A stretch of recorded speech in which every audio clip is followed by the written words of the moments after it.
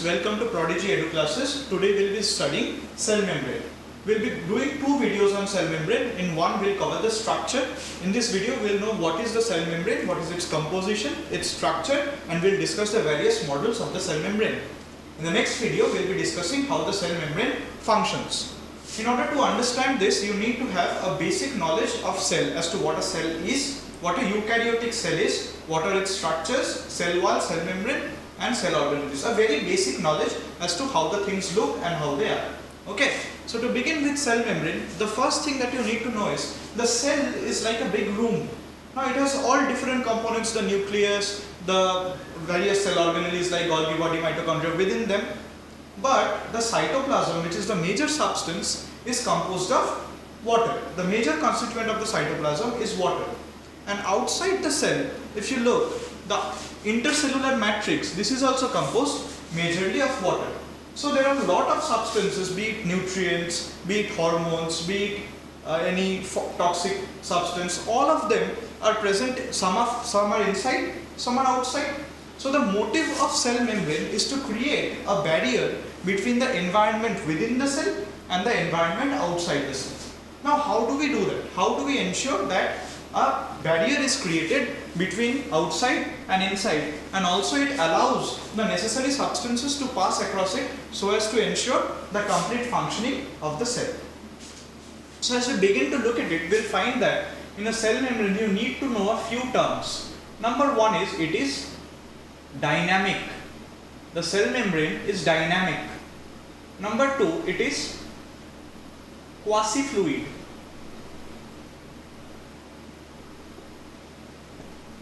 Number three, it is semi-permeable.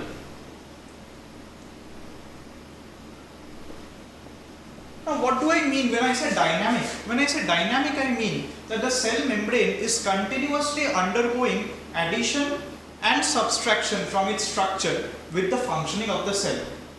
So it is not like if this cell membrane is present over here right now, after some time this membrane may not be present over here. The composition, the constituents of cell membrane present here right now may be located somewhere else on the cell membrane or in the other membranes of the cell after some time. So that is why it is dynamic. Number two is it is quasi-fluid in nature. What does quasi-fluid mean? Means it is like fluid, but it behaves like a fluid but is not exactly a fluid. We'll deal with it. You'll get to understand this term better as we discuss the structure of the cell membrane. And what do we mean by semi-permeable? By semi-permeable we mean that it allows some substances to pass across it and it does not allow other substances to pass. Okay, a better term here would be to say that the cell membrane is selectively permeable. Okay. As you will find in your textbooks, the cell membrane was discovered by Nageli and Kramer, two scientists, Nageli and Kramer.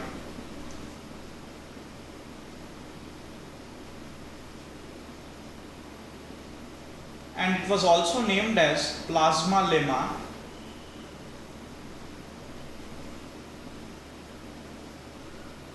By Plauy in 1931. Okay. So next we'll come to the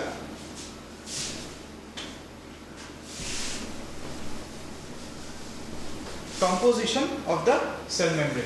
If you look at the composition of the cell membrane, you'll find that it is composed of lipids, proteins, and carbohydrates. Okay, lipids, proteins, and carbohydrates. Now, what about the different lipids? You'll find that lipids are about 20 to 80% in their constituent. Proteins also vary between 20% and 70% depending on the cell membrane.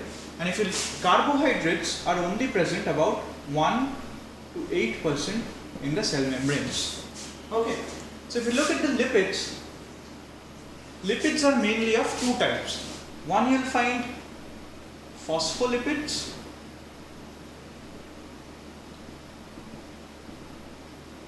and you'll find complex or derived you'll find derived lipids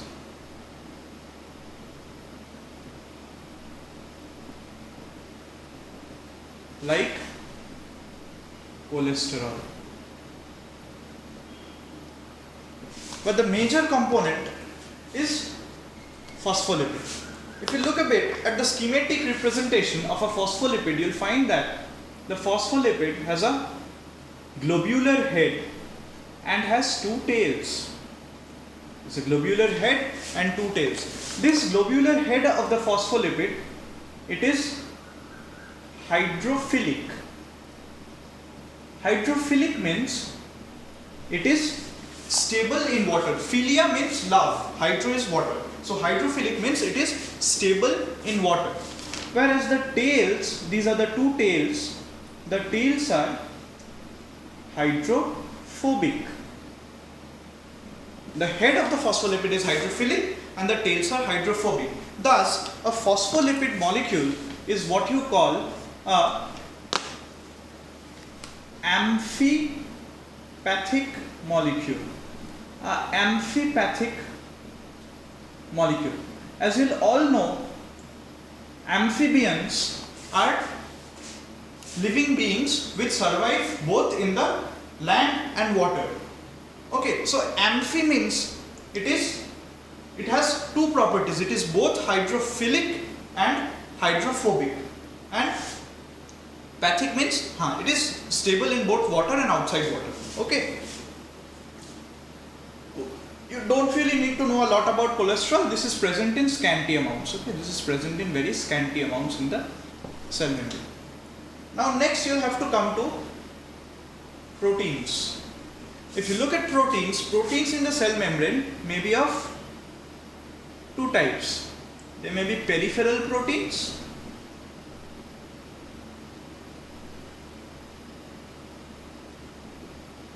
and they may be integral proteins. We'll come to the further details later on. Carbohydrates are present in the form of oligosaccharides. Carbohydrates are present in the form of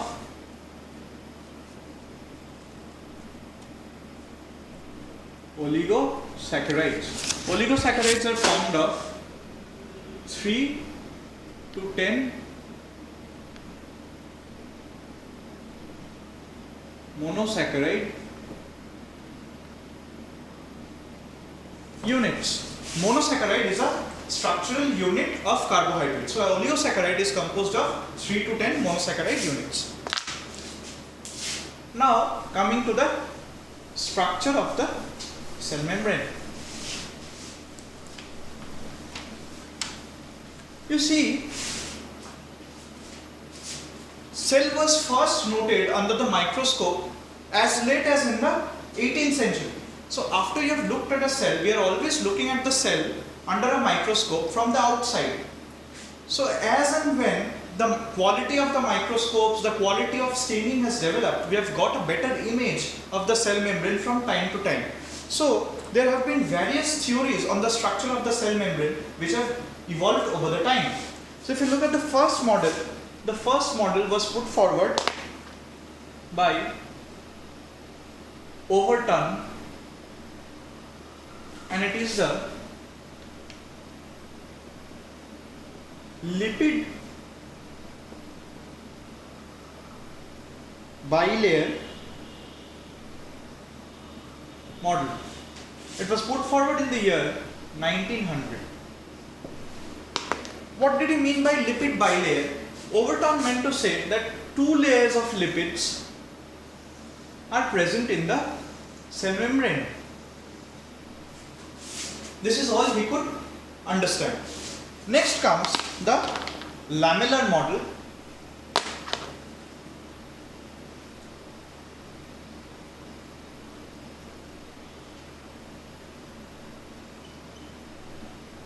Put forward by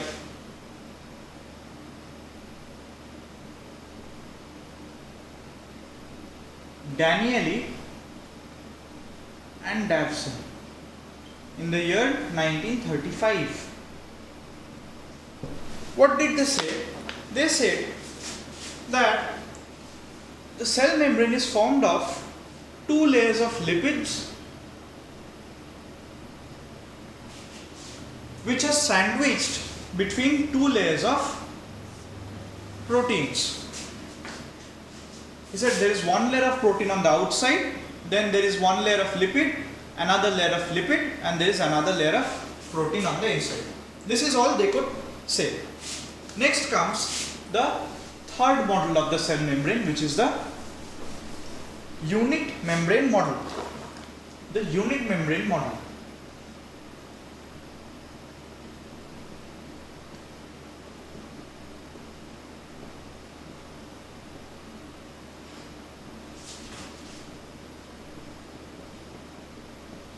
Which was put forward by Robertson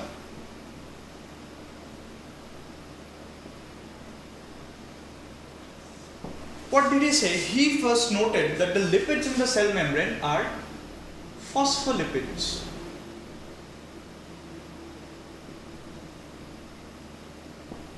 He also said that a cell membrane is composed of two layers of proteins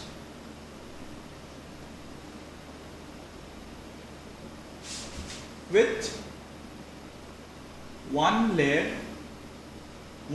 of lipid in between. Now, imagine having a cell membrane on the outside. Say this is the outside and this is the inside. So in the of cell, okay, this is inside the cell and this is outside. So in the outside you have mostly water. In the inside also you have mostly water. So how do you arrange the lipids in such a way that they are stable in an ambience that is aquatic? Lipids are all non-aquatic, they are not water soluble. So you have to arrange them in such a way that they are stable in an aquatic environment. How do you do that? If I arrange the lipids side by side,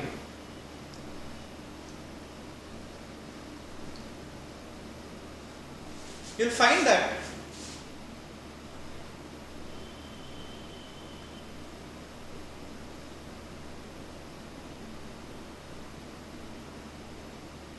look, if I arrange the lipids side by side, look, the heads are stable because these are hydrophilic and you have H2 over here.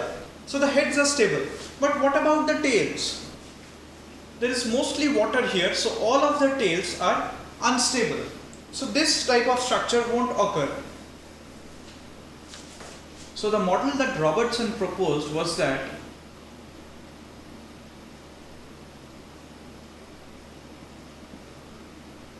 it had a single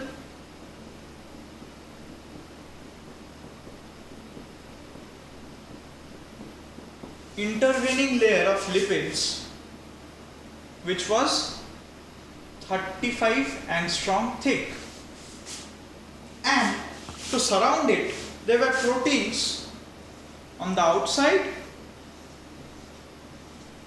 and there were proteins on the inside. These proteins on the outside were 20 angstrom thick in each layer.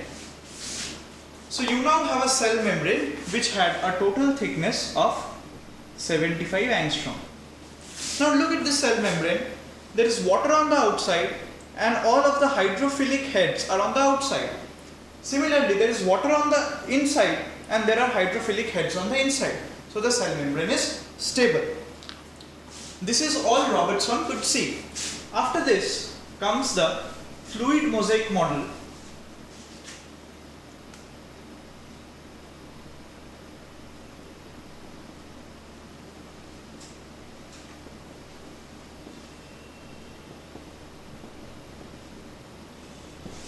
Of Singer and Nicholson.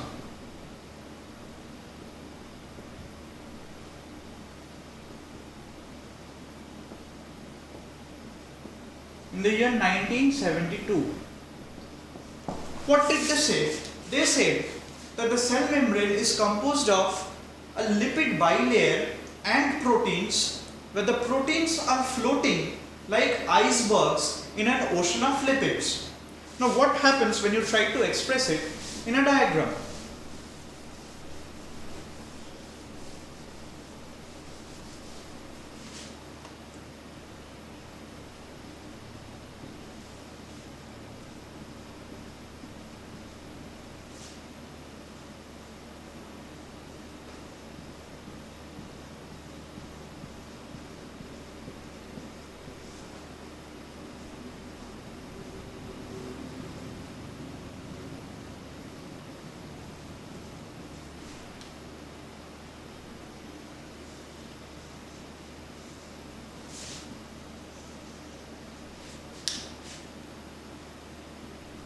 So you have the two layers of lipids and you have proteins in between them.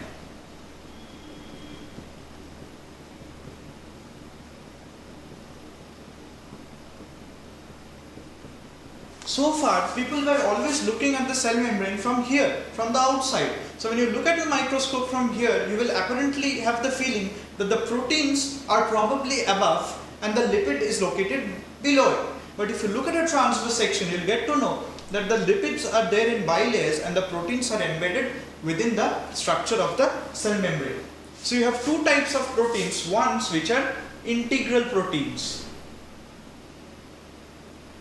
And you also have a type of protein which are the peripheral proteins. And you have these lipid bilayers where the phospholipids are arranged. You also have sterols present in between. These are the cholesterol. These are also lipids. These are cholesterol. So what about the carbohydrates? See, carbohydrates are also present, and they are present in the form of branched chain oligosaccharides added to the proteins and lipids. So you'll find lipids in the form of phospholipids and cholesterol, you'll find proteins as integral and peripheral proteins, and you'll have oligosaccharides, carbohydrates, in the form of glycoproteins and glycolipids. This completes the fluid mosaic model of Singer and Nichols. Okay, so here we have finished discussing the structure of the cell membrane. In the next video, you'll get to see how this comes together to function for the exchange of various materials. If you have any doubts, please contact on 7439304203 or WhatsApp on 891002567. The numbers are given over here. You can SMS your doubts over here. Thank you.